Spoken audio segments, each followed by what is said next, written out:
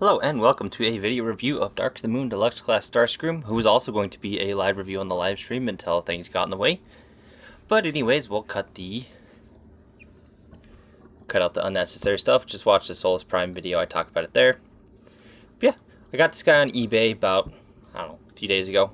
Nice looking F-22 Raptor mode. You can see he's kind of dinged up, got a little paint wear there, some paint there, and the front's kind of fallen off. But a very nice F-22. Kind of see not a whole lot of robot kibble.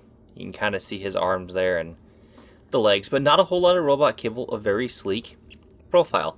Now, I never had this guy growing up. I had the 2007 Voyager class. If you know anything about that figure, horrendous undercarriage, chunky jet, just it looked decent. When it came out, it was cool, but today it's dated. It's very bad. It's a bad jet mode. That's a figure that kind of cool, kind of not.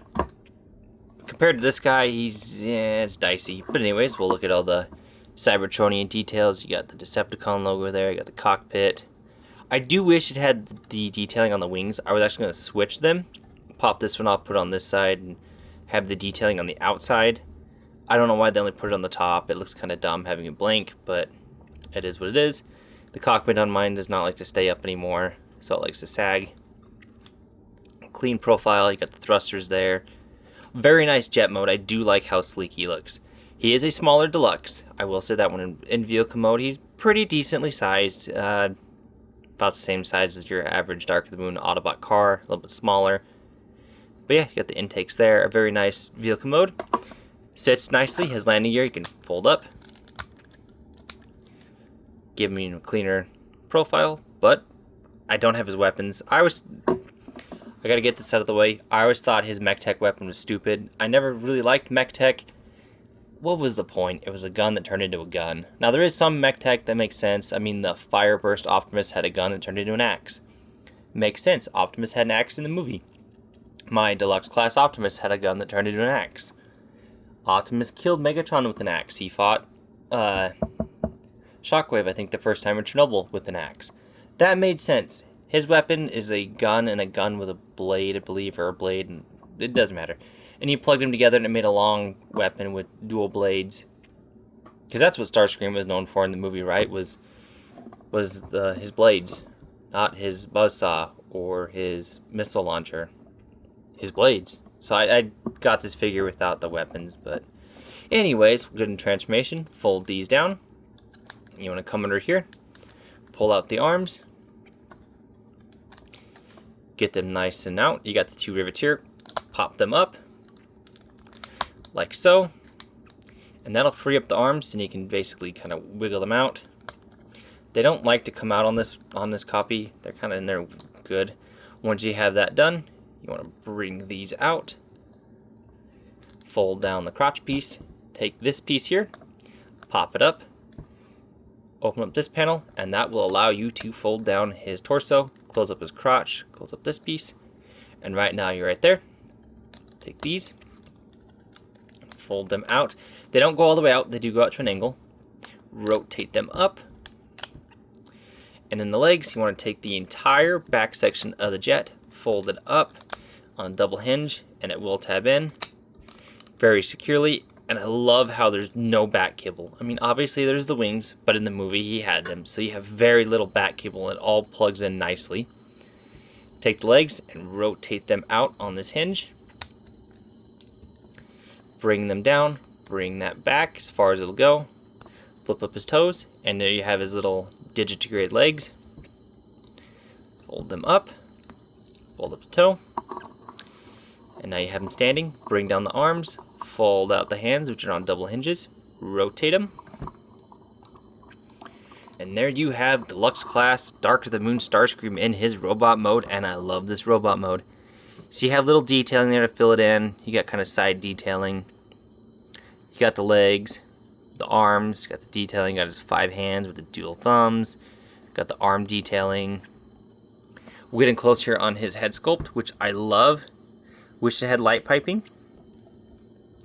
But still lots of nice detail. I've always liked Baver's Starscream.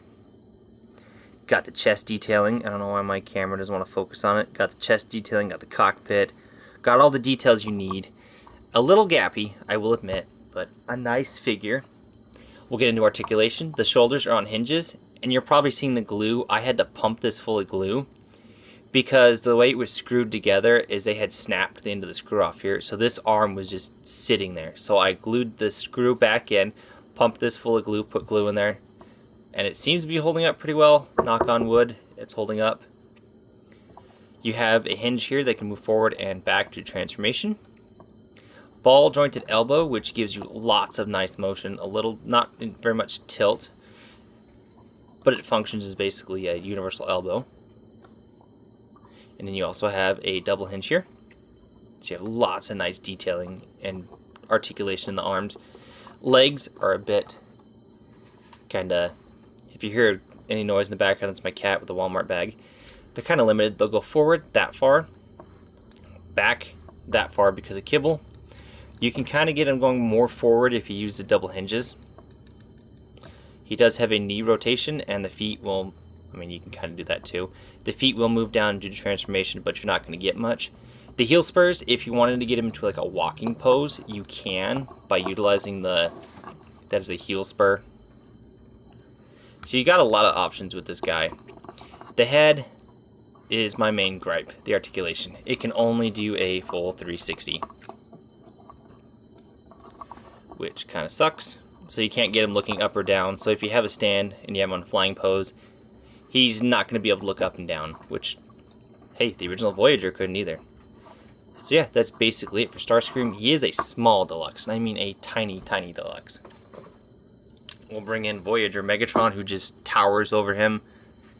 He is small. He is smaller than old Camaro Bumblebee from 2007. He is smaller than Dark of the Moon Bumblebee. He is smaller than Solus Prime. He is smaller than a current deluxe. He is a tiny boy, and I do mean tiny. He's a little bit taller than Micronus Prime, but again, Micronus Prime isn't that tall. So, just a very, very small figure. Nicely detailed, nicely expressive. I mean, you can get him kind of cowering in fear, I guess, from Megatron.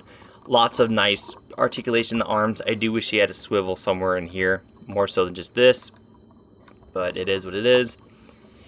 The legs are very limited, and this leg, if I keep doing that, it likes to fall off. And when I got this guy out of the box from eBay, the forearms were switched. He's messing up with my autofocus. So the left forearm was on the right side, and the legs were switched. The left leg was on the left side. And this guy was just a mess when I got him. Not so much buyer beware mess, but the listing said clean and decent, just missing weapons. He is clean, but he's a decent. After I cleaned him up and fixed the shoulder, I did a lot of Frankenstein doctoring on that shoulder to get it to work. Not a bad figure, just my cat's trying to crawl inside of a dresser and he can't fit, so I just see his rear legs kicking, trying to crawl in there. But anyways, a nice figure, nice detailing. I paid 25 bucks for him. Was that a lot? Yes. I found a torso that's missing the limbs. It's just the torso. I might buy that one and swap these limbs onto that one, see if that shoulder's in better that the shoulder's in better place. Yes, in better shape.